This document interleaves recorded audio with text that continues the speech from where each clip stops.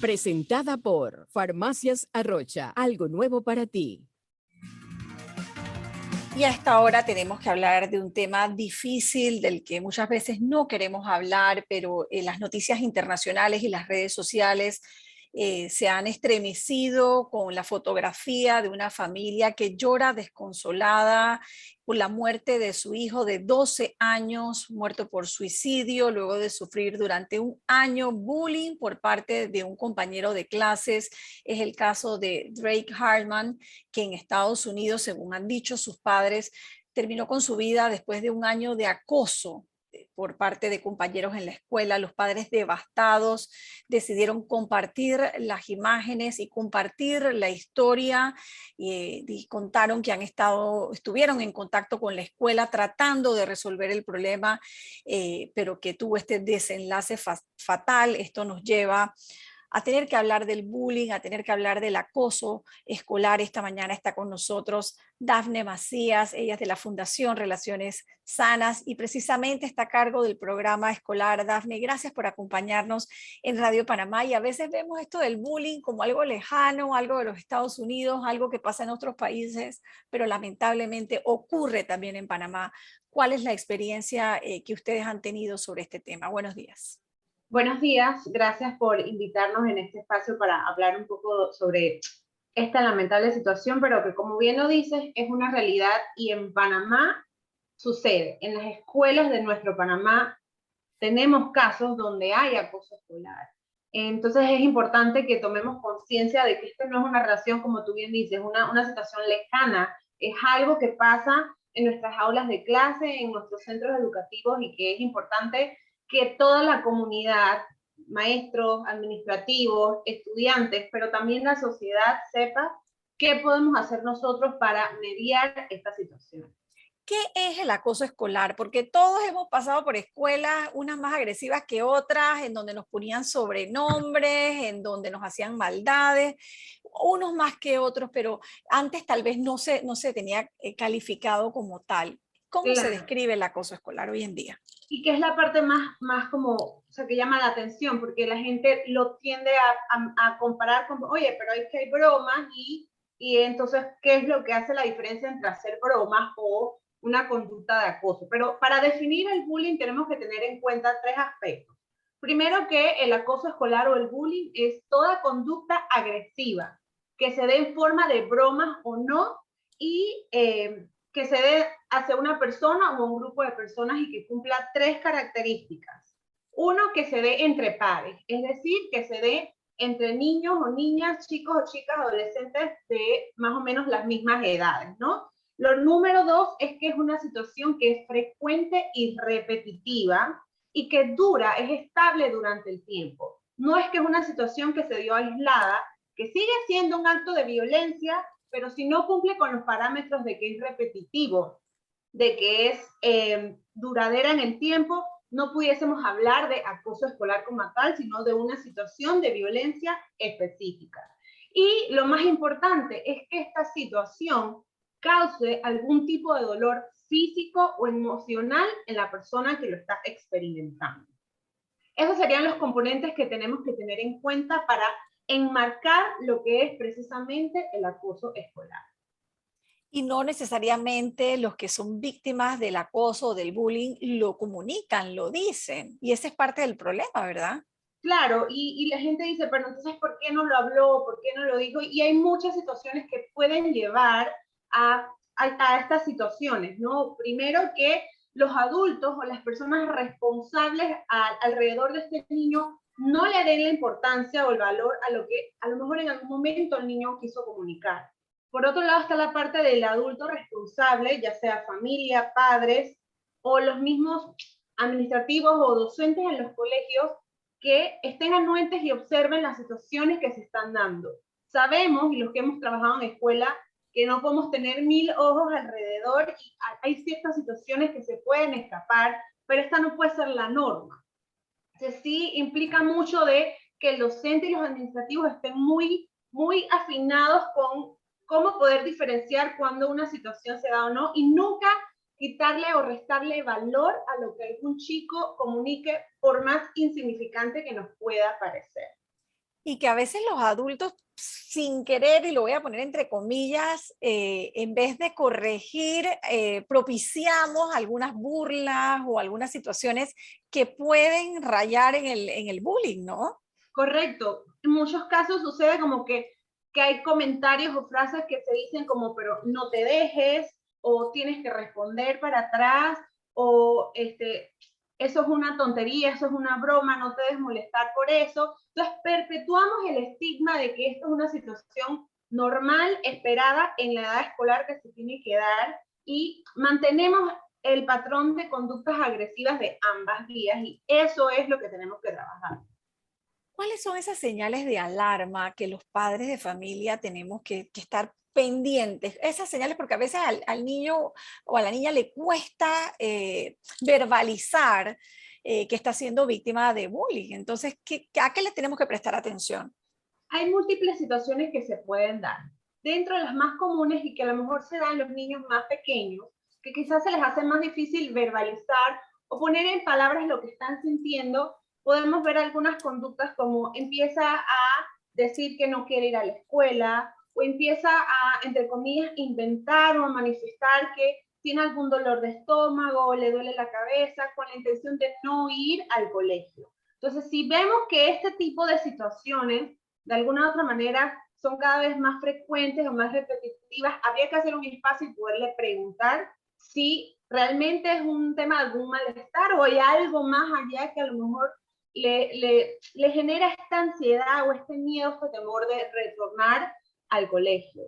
Y con los chicos más grandes que quizás a veces no tendrán alguna manera de verbalizarlo, pero no lo comunican o no lo ven, ver conductas de aislamiento, de que ya no quiere como compartir con sus compañeros o con sus amigos, o que hay cambios o alteraciones en el sueño, en su apetito, son algunas señales que podemos tener en cuenta de ver algo está pasando y poder, como quien dice, buscar a fondo qué es lo que puede hacer. Si un padre detecta que hay algo que está pasando y tal vez no lo tiene muy claro, además de hablar con el hijo, debe ir a la escuela, debe enfrentar la situación, debe hablar con los otros padres, o sea, ¿cuál es el mecanismo que ustedes recomiendan? Lo ideal es que este padre de familia se comunique con la escuela y que manifieste con los maestros, con los consejeros, con los psicólogos, incluso los directivos de la escuela, de la situación que se está dando. Las escuelas tienen o deben manejar un protocolo de prevención de bullying en los colegios, y hay una serie de pasos que se tienen que seguir para pues, hacer todo el reporte de la situación, y ahí debe como que dice, enlistarse la serie de pasos que se deben hacer para, obviamente, tratar la situación, ¿no? Pero sí es importante que los padres de familia, antes de irse a hablar con el padre de familia de quien sería en su caso el agresor, lleve la situación al colegio y que con el entorno escolar se resuelva este tema. O sea que en Panamá sí hay un protocolo para atender los casos de bullying y está estandarizado por parte del Ministerio de Educación, ¿es así? Es correcto, es correcto. Sí existe en Panamá un protocolo de prevención de bullying que Fundación Relaciones Sanas, en conjunto con otras organizaciones y el Ministerio de Educación, trabajó para que todos los colegios puedan implementar este protocolo en las escuelas. Eso es muy importante. Yo la verdad no lo sabía, pero me parece que es muy valioso. ¿Y qué pasa si el padre siente que la escuela no está siguiendo ese protocolo? ¿A dónde puede ir a buscar ayuda? ¿Qué pasos debe dar? Bueno, siempre está la posibilidad de que el padre pueda buscar ayuda por su propia parte con especialistas, psicólogos, psiquiatras en el tema en caso de ser necesario, pero hay situaciones donde se puede elevar, como que dice, esta preocupación directamente con el Ministerio de Educación, y en casos muy ya más exacerbados pudiese llevarse incluso a autoridades, ¿no? A las autoridades máximas digamos, llámese la policía o la Secretaría de Niños, etcétera. ¿Y a ustedes les preocupa particularmente este regreso a clases después de 2 años de ausencia de clases presenciales?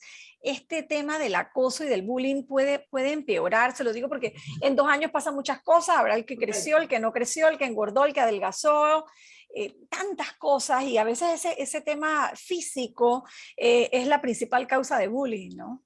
Correcto, y particularmente porque hay que pensar que los chicos vienen, como bien lo dices, de 2 años donde han pasado muchas cosas y muchos de ellos vienen como en un estado muy vulnerable por todo el tema socioemocional al que se han tenido que enfrentar, ¿no? Y una de las características de por qué hay ciertos niños que sí son víctimas de bullying y otros no, es particularmente esto, ¿no? Que algunos son más vulnerables porque hay situaciones o temáticas en su vida emocional que se les hace que es difícil, que es incómodo y por eso tienden, como que dice, a molestarse o a sentirse agredidos incluso mucho antes o a incomodarse mucho antes de que a lo mejor el agresor actúe.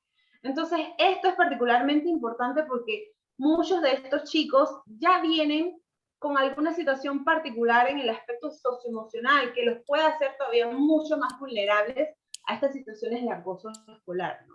Y no perder de vista también, creo que es importante mencionarlo, porque muchas veces nos hacemos énfasis en la víctima, pero no pensamos en que ese chico o ese chico que es agresor también necesita ayuda. Muchas veces los niños o las niñas que son agresores viven alguna situación de acoso en otro ambiente o en otro contexto. Entonces, muchas veces no pensamos en que este niño que es agresor también necesita ayuda y creo que es importante mencionarlo.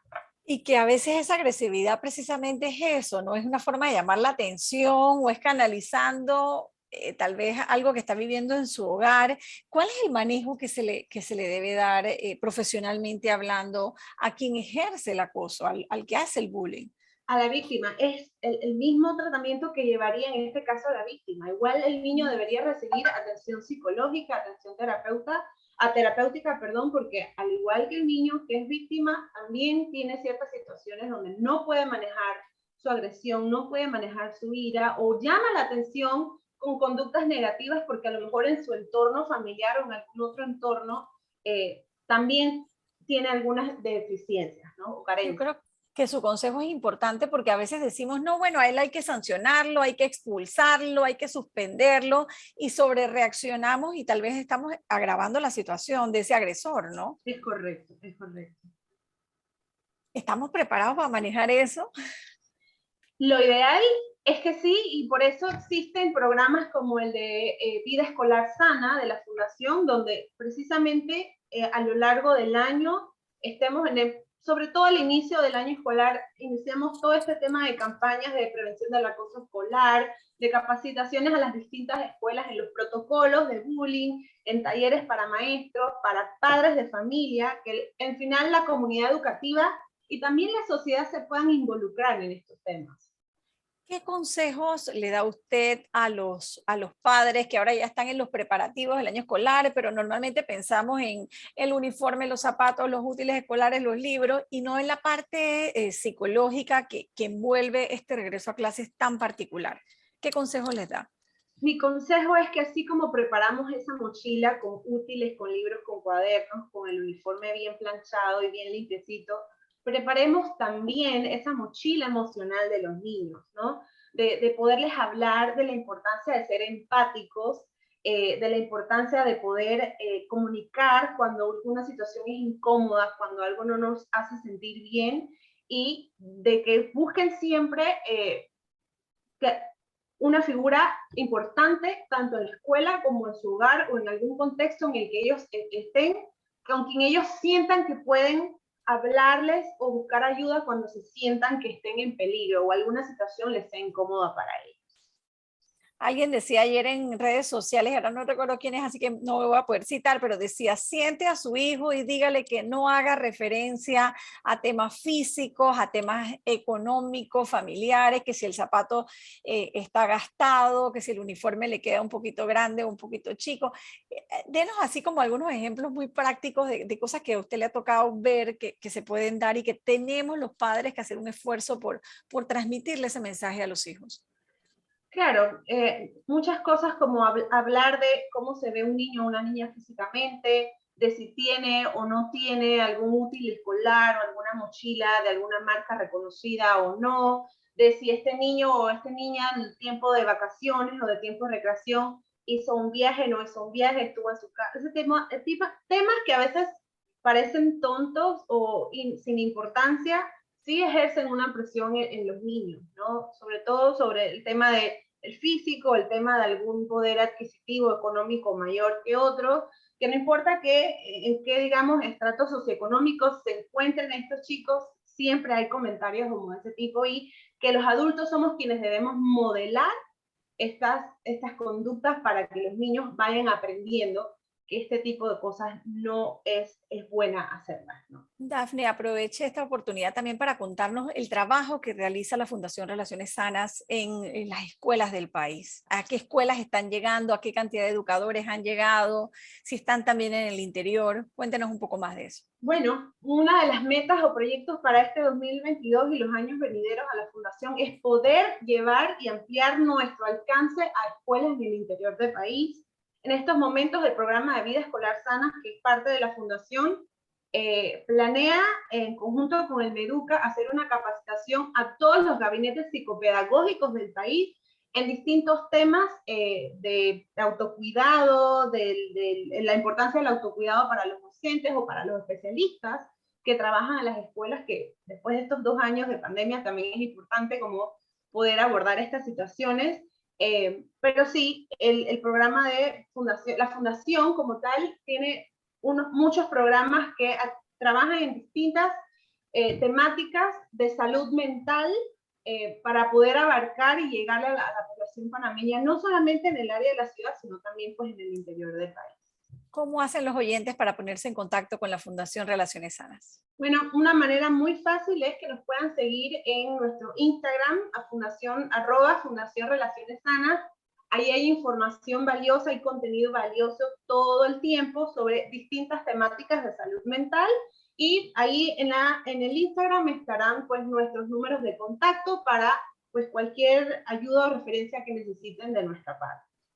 Gracias, Dafne Macía de la Fundación Relaciones Sanas, hablando de este tema tan importante, el acoso escolar, el bullying, en este regreso a clases, que no es un regreso a clases cualquiera, es un regreso a clases después de 2 años de virtualidad y que puede ser muy delicado. Gracias por estar aquí en Radio Panamá. Nosotros seguimos con más, son las 8:18 minutos.